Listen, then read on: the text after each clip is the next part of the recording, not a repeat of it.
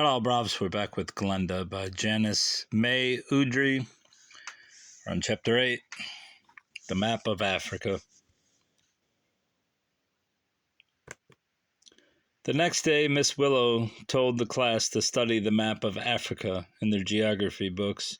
Then she told them to close their books and draw the map freehand, without looking at the book. While they were working, Miss Willow was called out of the room for a few minutes. At the end of the period, Miss Willow collected the maps. After she looked through them, she held up Glenda's. "This is a very good map, Glenda. Yours is the most accurate." "But Miss Willow," said Marcia without raising her hand. Miss Willow frowned. "Did you wish to say something, Marcia? I don't believe you raised your hand." "Excuse me," mumbled Marcia. "All right, Marcia," said Miss Willow. "What did you wish to say?" "Nothing," said Marcia. "I'm sorry, Miss Willow." Marcia was the only one in the room who had seen Glenda open her book and trace the map of Africa. After school, Marcia caught up with Glenda at the corner of the schoolyard. "I saw you trace the map," Marcia told her. "That wasn't fair, you know." Glenda stared at Marcia. She stamped her feet. Then she flew into a rage. "Shut up and mind your own business," she shouted. "You did not see me trace it. I wish I could change you into a toad." Then she turned and ran from the schoolyard so fast that Marcia could only stare in amazement. "What a temper," said Marcia in awe. "I wonder if they let her act like that at home." She turned and walked thoughtfully the other way, toward her own home.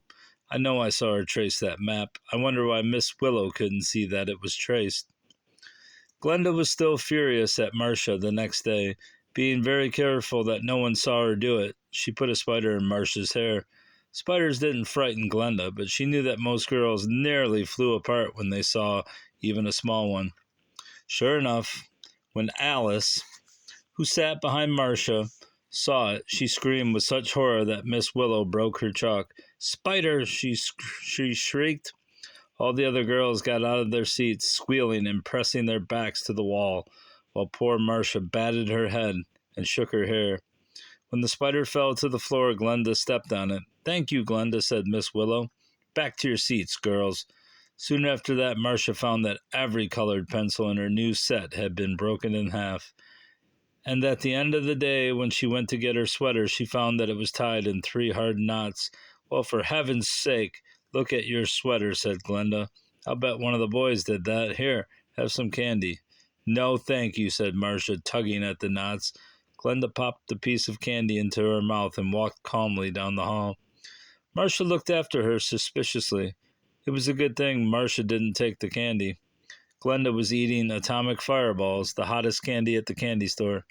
Glenda actually enjoyed them, but no one else ever ate one except on a dare.